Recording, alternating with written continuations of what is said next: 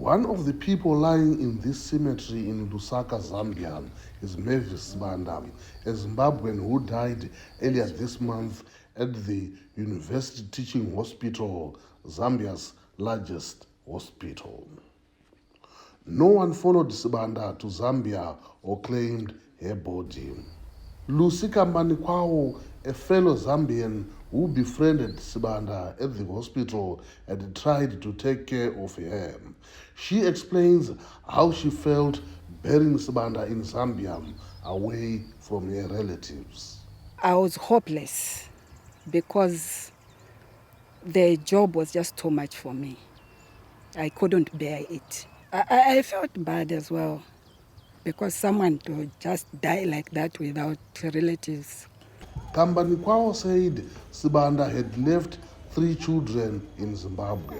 Tafadzwa Masimba, a nurse from Zimbabwe who works in Zambia, says she understands why her fellow citizens are seeking health services here. It's free to those who can't afford it. You can access any health service that you want at a government hospital, and then it's usually for free. If you have to pay, it's like you pay just a very low amount. It's very affordable. And then there are also doctors everywhere here. It's like the doctors are in the hospitals 24/7.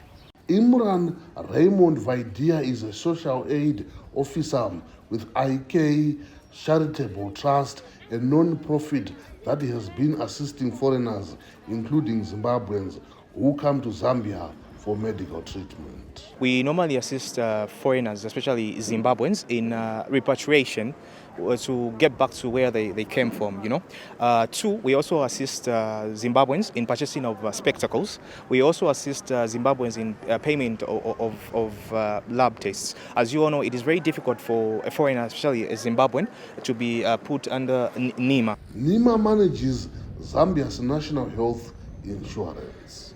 Ministry of Health officials declined to reveal the cost of treating Zimbabweans in Zambia. Natalie Mashikolo of the University Teaching Hospital says Zambians treat Zimbabweans as their relatives. Obviously, you would expect if a patient from Zimbabwe comes here, it's just automatic for you to know that when you look at them and you assess them, you know that these people the Zimbabweans cannot pay. So that's why we cannot turn them away. And when they're discharged, we contact the embassy and see if there's any way they can help. If they can't manage to help, then we bring in our cooperating partners. These cooperating partners include IK Charitable Trust, which assisted in Sibanda's funeral. Many hope that Zimbabwe improves its public health system so its citizens do not die abroad seeking medication, as in the case of Sibanda. The Embassy of Zimbabwe in Lusaka and the Ministry of Health in Harare could not be reached for comment. Mavhunga for VOA News, Lusaka, Zambia.